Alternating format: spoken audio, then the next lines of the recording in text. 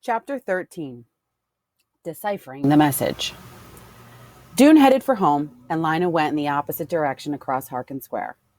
The little group of believers had gone, but the protesters with their signs continued to pace back and forth. A few of them were still shaking their fists in the air and yelling, but most of them tramped silently, looking tired and discouraged. Lina felt a bit that way too.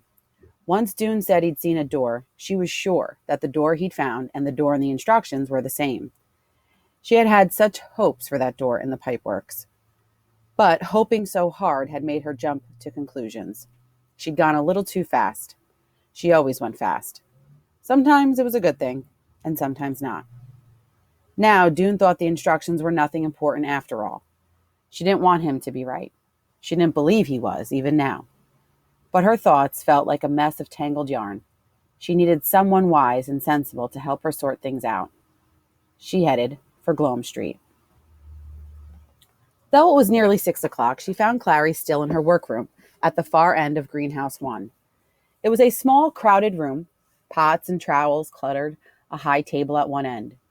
Above the table were shelves full of bottles of seeds and boxes of string, wire, and various kinds of powders.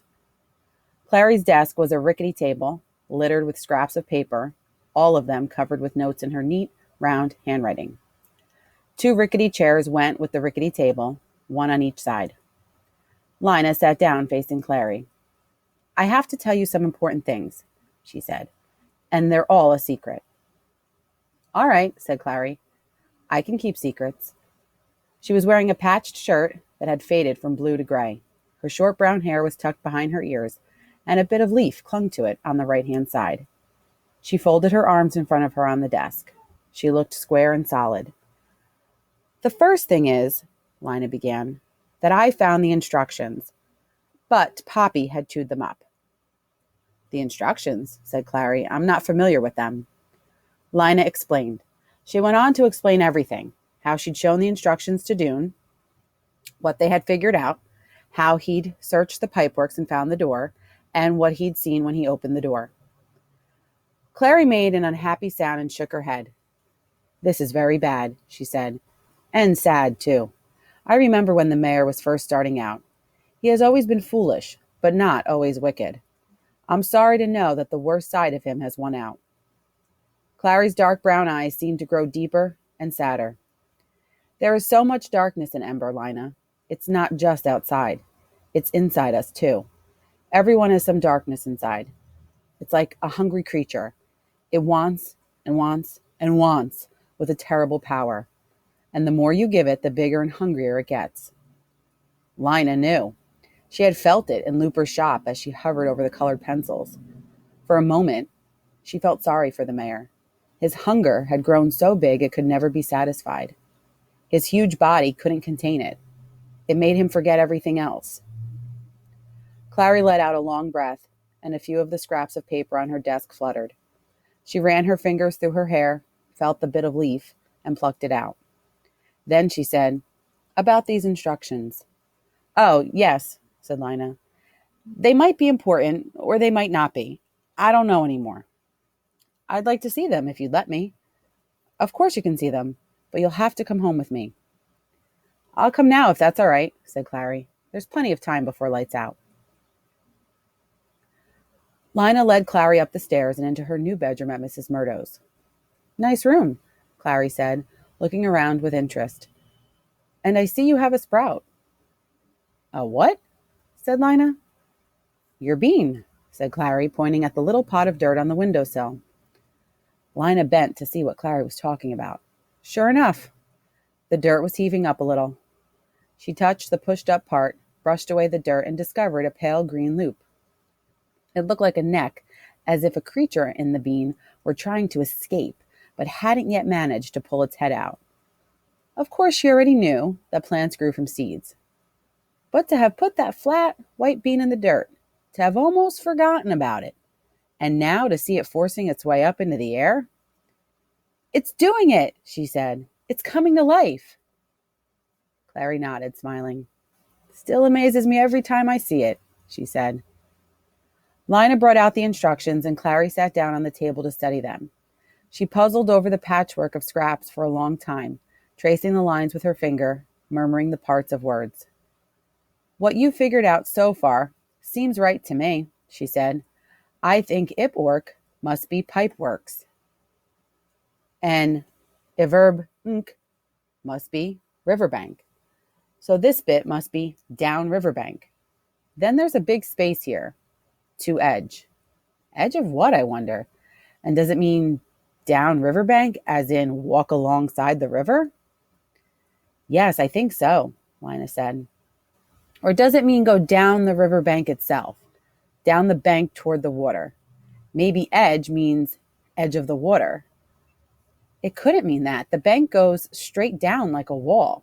You couldn't go down to the edge of the water if you'd fall in.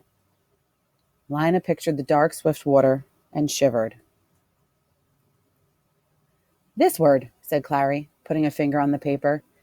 Maybe it isn't edge. Maybe it's something else. It could be hedge or pledge.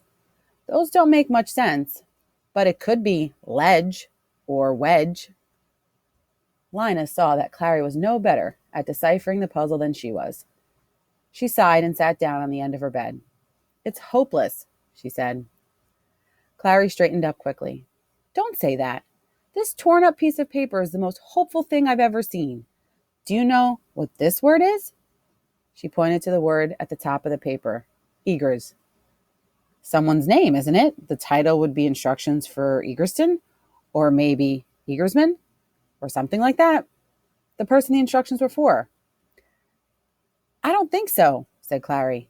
If you add an S to this word, right where this tear in the paper is, you get egress.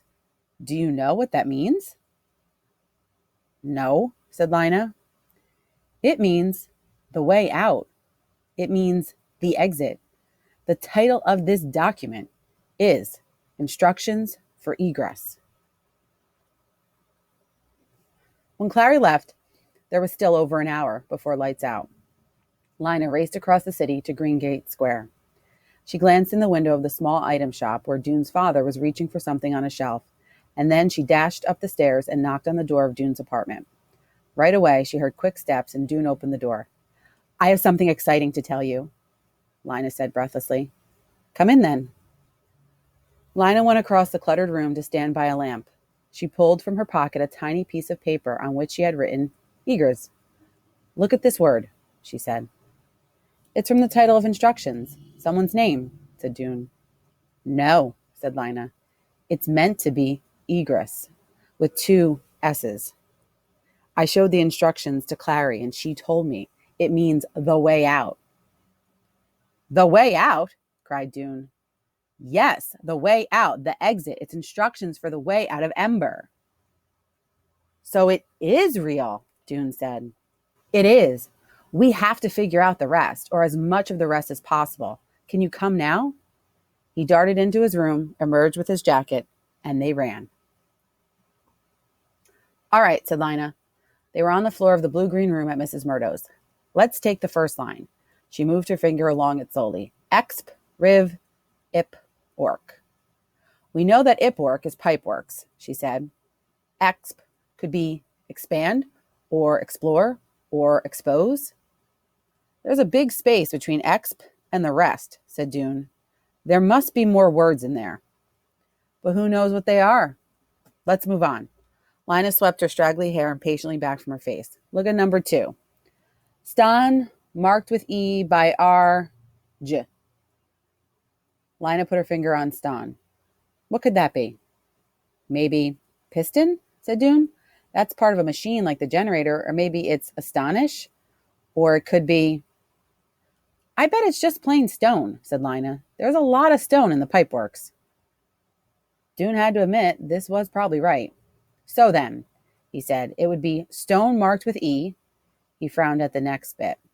This must be river's edge. Stone marked with E by the river's edge. They looked at each other in delight. E for egress, cried Lina. E for exit. They bent over the document again. There's not much left of this next line, said Dune. Add down a verbing to edge upper 8 low. Just this part, which must say down riverbank to edge. Something. Edge of water would make sense, but right after edge, there's app. What would that be? Dune sat back on his heels and gazed up at the ceiling, as if the answer might be there. Lina muttered, down riverbank to edge? Edge? She thought of Clary's guesses about that line. Maybe it's ledge, she said. Down riverbank to ledge. There could be a ledge down near the water.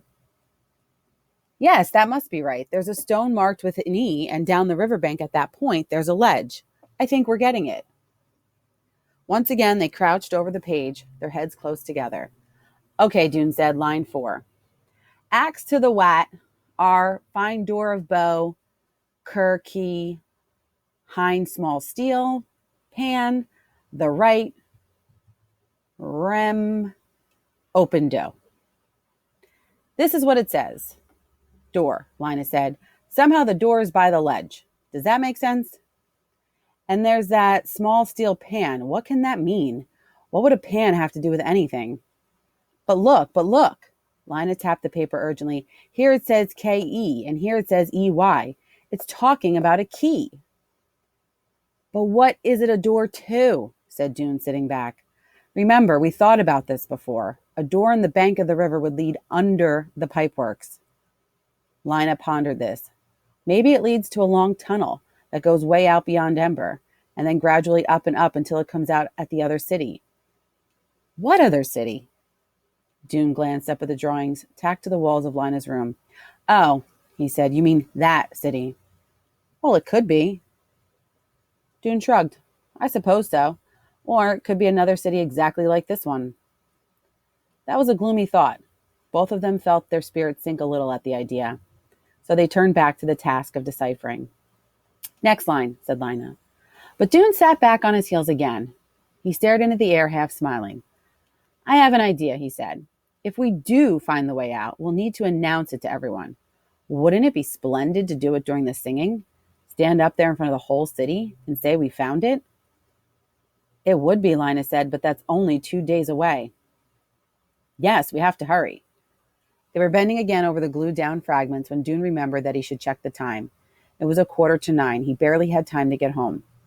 Come again tomorrow, said Lina, and while you're at work, look for the rock marked with E.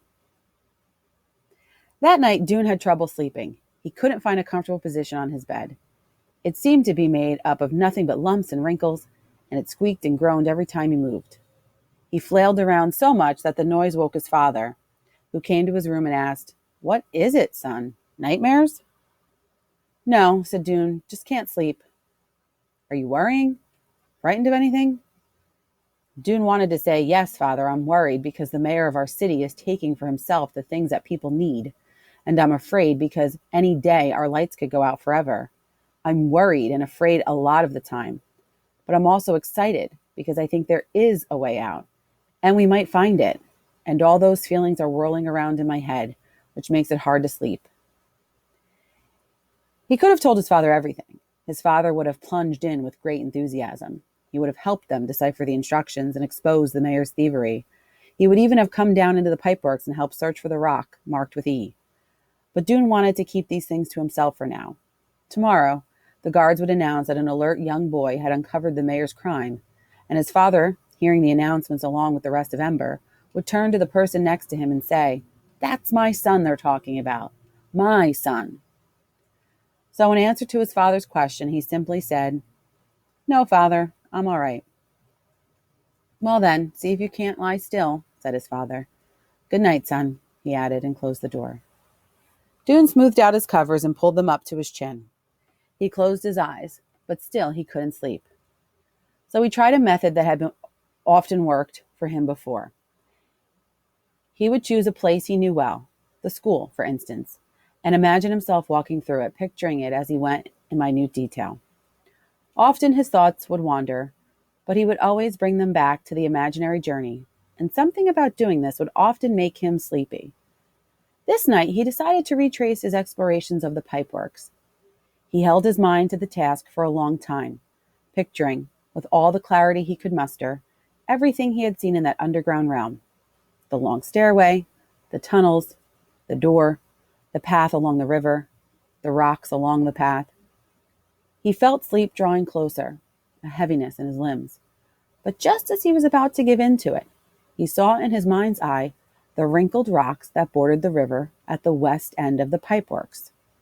The rocks whose strange ridges and creases had reminded him of writing. His eyes flew open in the dark. His heart began to hammer, and he gave up on sleeping and lay in a state of terrible impatience for the rest of the night.